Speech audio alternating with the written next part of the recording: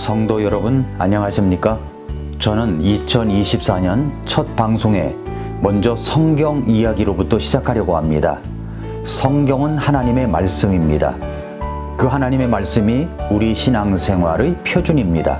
성경을 읽어야 하고 또 성경 말씀 또 올바른 설교를 들어야 하고 공부해야 합니다. 그런데 왜 강동성서 침례교회는 개역성경에서 킹제임스 흠정역 성경으로 바꿨는가 이렇게 생각하는 분이 있을 것 같습니다. 그래서 그 부분에 대해서 제가 상세하게 말씀을 드리겠습니다. 우리나라는 개역성경이 먼저 번역이 되어 대한민국 크리스천이라면 모두 개역성경을 썼었습니다. 그 전부터 우리는 성경을 읽을 때마다 우리는 침례교회이고 또 세례가 아니라 침례가 정확하게 맞는데 세례라고 쓰여진 개역성경에 있는 세례라는 단어를 침례로 고쳐 읽었었습니다. 기억나시죠? 대한성서공회에서 나온 침례로 표기된 성경이 나온 적이 있었습니다. 세례가 아니라 침례로 되어 있는 그 성경을 사서 읽은 적도 있습니다. 없음이라는 구절은 그대로 있는 개역성경입니다. 그러다가 개역성경이 개역 개정성경으로 개정되어 나온다는 이야기가 있었고 실제로 그렇게 됐습니다. 저는 그때 앞으로 성경을 바꾼다면 개역 개정이 아니라 세례가 아니라 침례로 분명히 표기되어 있고 곳곳에 괄호를 쳐서 없음이라고 되어 있는 개역 성경이 아니라 개역 개정 성경이 아니라 없음이 없는 성경 킹제임스 흠정역 성경을 써야겠다고 결심했습니다. 그래서 수시로 우리 성도님들에게 이야기를 했었습니다. 그 찰나에 어떤 출판사 대표가 저를 찾아온 적이 있습니다. 개역성경에서 개역 개정으로 개정을 할 때 800군데가 넘는 곳이 잘못 번역되었기 때문에 그냥 개역성경이 낫다. 그대로 써달라라고 하는 그것을 피력하기 위해서 온 곳입니다. 그분이 전해준 개역성경을 인쇄한 그 성경을 지금도 저는 갖고 있습니다. 개역성경도 번역에 문제가 많은데 거기에다가 800군데가 넘는 곳을 잘못 번역하여 개정된 개역성경이라고 내놓았다니 정말 기가 막힐 일이 아니겠습니까? 그래서 저는 킹제임스 성경에 대한 충분한 지식을 갖고 있지는 않았지만 그때 당시에 단순히 세례가 아니라 침례로 되어 있고 없음이 없는 성경, 온전하게 번역되어 있는 성경, 킹제임스 성경을 사용하기로 했던 것입니다. 지금은 킹제임스 성경에 대한 분명한 확신이 있지만 그때 저는 1611년에 번역된 영어 킹제임스 성경에 대해서 알고 있는 지식이 참 미약했습니다. 단순히 제가 알고 있는 것은 세례가 아니라 침례, 없음이 없는 온전한 성경이라는 두 가지 사실만 가지고 개역성경에서 킹제임스 흠정역 성경으로 바꾼 것입니다. 아니 침례교회가 왜 세례로 되어 있는 성경을 쓴단 말입니까? 그건 아니라고 생각을 했던 것이죠. 그런데 이제 개역성경에서 킹제임스 성경으로 바꾸니까 어려웠던 부분도 사실 있었습니다. 그동안 우리는 개역성경에 번역된 그 운율이라고나 할까요? 그것에 젖어 있었기 때문에 킹제임스 흠정역 성경으로 번역된 것은 운율이 맞지 않아 적응하는데 시간이 많이 걸렸습니다. 성도님들 가운데도 불편해하는 분들이 있었고요. 사실 저도 적응하는데 시간이 많이 걸렸습니다. 킹제임스 성경에 대한 그런 해박한 지식이 미약하기 때문에 그런 이유도 있었을 것입니다. 그런 이유에 대해서는 다음에 또 자세하게 나눌 것입니다. 그러나 킹제임스 성경을 하나하나 공부해 가면서 깨닫게 되는 것이 정말로 놀라웠습니다. 개역성경은 정말로 많은 부분에서 잘못된 번역과 오역들이 굉장히 많습니다.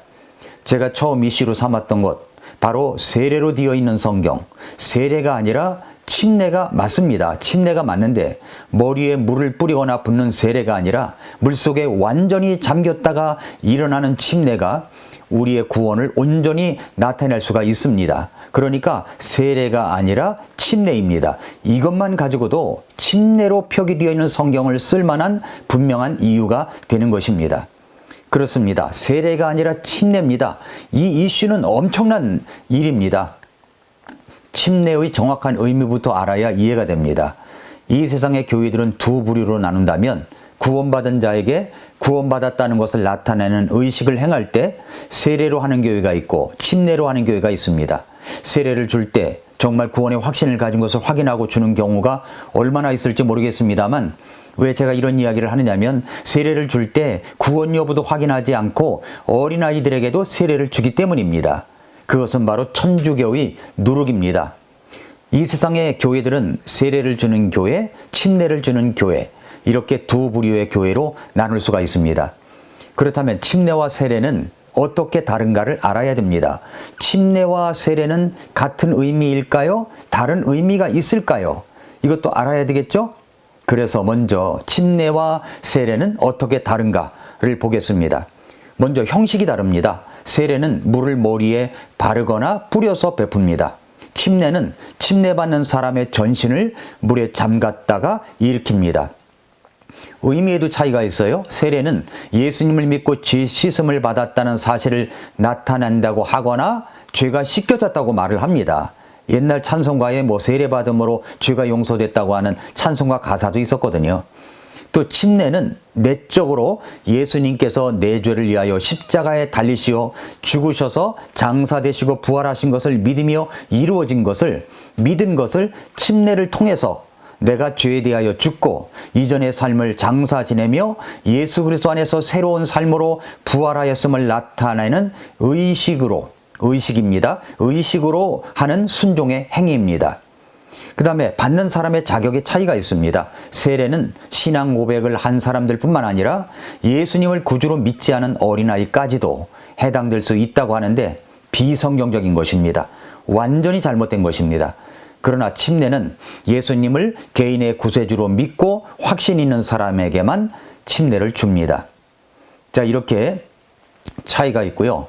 그러면 침례와 세례 원어적 의미는 어떻게 다른가를 보겠습니다. 세례는 란티스모스라고 합니다. 원어로. 이것은 물을 떨어뜨린다는 의미가 있습니다. 그러나 침례는 밥티스마, 물에 잠긴다는 의미가 있습니다. 한글 개역성경은 세례라고 되어 있습니다. 그러나 원문을 바르게 번역했다면 모두 침례가 맞는 겁니다.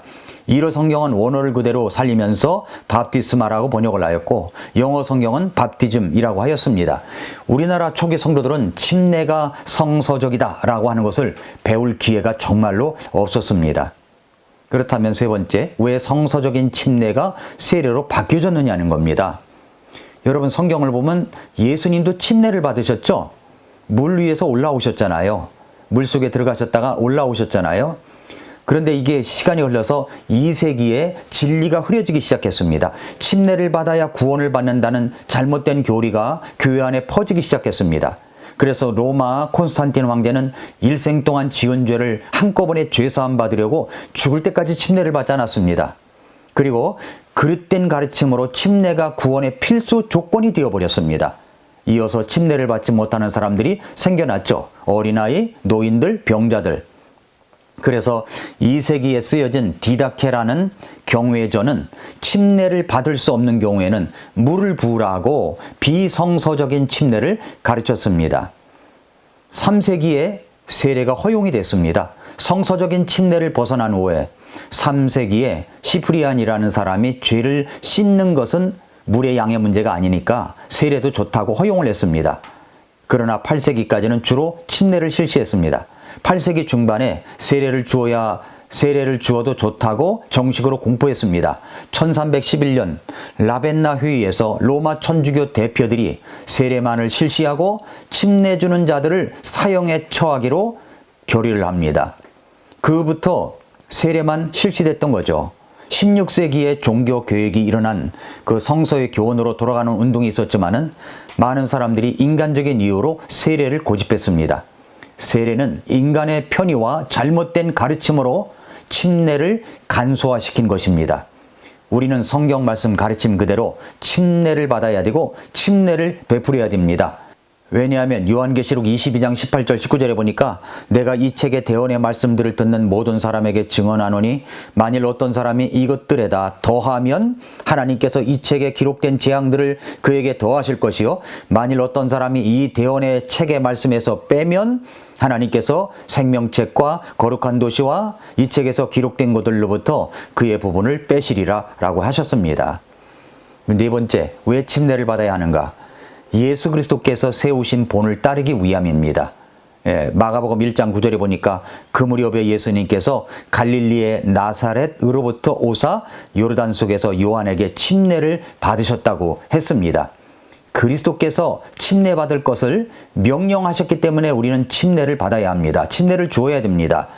마태복음 28장 19절 20절에 보니까 그러므로 너희는 가서 모든 민족들을 가르치고 아버지와 아들과 성령의 이름으로 그들에게 침례를 주며 무엇이든지 내가 너희에게 명령한 모든 것을 그들에게 가르쳐 지키게 하라. 보라, 내가 세상의 끝까지 항상 너희와 함께 있느니라 하시니라. 아멘. 주님의 명령입니다. 지상 명령입니다. 침례를 주어야 됩니다. 세례가 아닙니다. 그리고 침례는 내가 진실로 신자, 믿는 자임을 나타내는 것입니다. 사도행전 18장 8절에 보니까 회당의 우두머리 치리자 그리스보가 자기의 온 집과 함께 주를 믿었으며 고린도 사람들 중의 많은 이들도 듣고 믿어 침례를 받더라 했고요. 또 요한일서서 2장 3절에 또 우리가 그분의 명령들을 지키면 이로써 우리가 그분을 아는 줄 우리가 아느니라. 침례는 주님의 명령입니다. 그렇다면 다섯 번째, 침례의 의미가 무엇입니까? 그것은 예수 그리스도의 죽음과 부활을 나타내는 것입니다. 죽음과 부활을 나타내는 거예요. 고린도전서 15장 3, 4절에 그것은 곧 성경 기록대로 그리스도께서 우리의 죄들로 인하여 죽으시고 묻히셨다가 성경 기록대로 셋째 날에 다시 살아나시고 했습니다. 골로새서 2장 12절에는 너희가 침례 안에서 그분과 함께 묻혔고 그분을 죽은 자들로부터 살리신 하나님의 활동에 대한 믿음을 통해 침례 안에서 또한 그분과 함께 일어났느니라. 그러니까 예수 그리스도의 죽음과 부활을 나타내는 것, 그 의식이 바로 침례라고 하는 겁니다. 또한 내가 그리스도인으로서 새로운 삶을 시작하게 됨을 나타내는 것입니다. 고린도후서 5장 17절에 그런즉 누구든지 그리스도 안에 있으면 그는 새로운 창조물이라 옛 것들은 지나갔으니 보라 모든 것이 새롭게 되었도다 라고 했고요. 또 로마서 6장 4절에 보면은 그러므로 우리가 죽음 안으로 침례를 받아 그분과 함께 묻혔나니 이것은 그리스도께서 아버지의 영광을 힘입어 죽은 자들로부터 일으켜진 것 같이 우리도 생명의 새로움 속에서 걷게 하려 함이라 라고 했습니다. 그뿐만 아니라 에베소서 2장 8, 9절에 보니까 너희가 믿음을 통해 은혜로 구원을 받았나니 그것은 너희 자신에게서 난 것이 아니요 하나님의 선물이니라. 행위에서 난 것이 아니니 이것은 아무도 자랑하지 못하게 하려 함이라. 내가 그리스도인으로서 새로운 삶을 시작하게 됨을 나타내는 것, 그게 바로 침례라고 하는 겁니다. 그러면 여섯 번째, 누가 침례를 받아야 합니까? 누구든지 예수 그리스도를 구주로 믿는 사람은 침례를 받을 수가 있습니다. 사도행전 2장 41절에 보니까 그때 그의 말을 기쁘게 받아들인 자들이 침례를 받음에 바로 그날에 3,000원 가량이 그들에게 더해졌다라고 했습니다.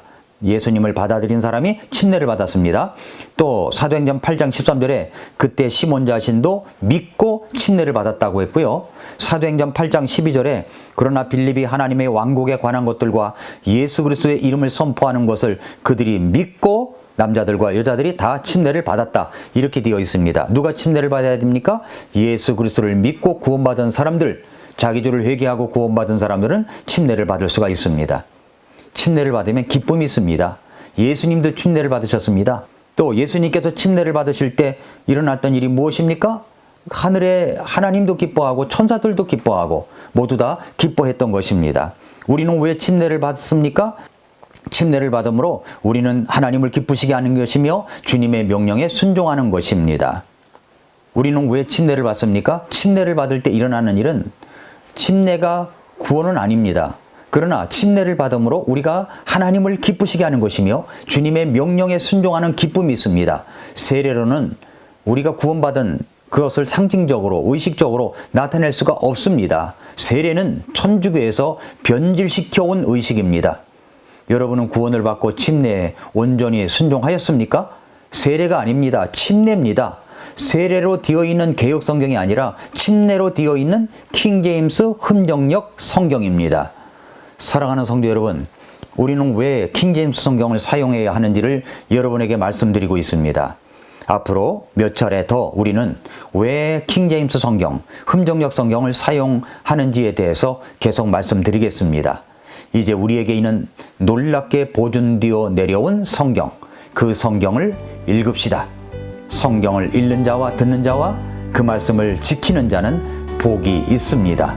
오늘도 미라클 모닝입니다.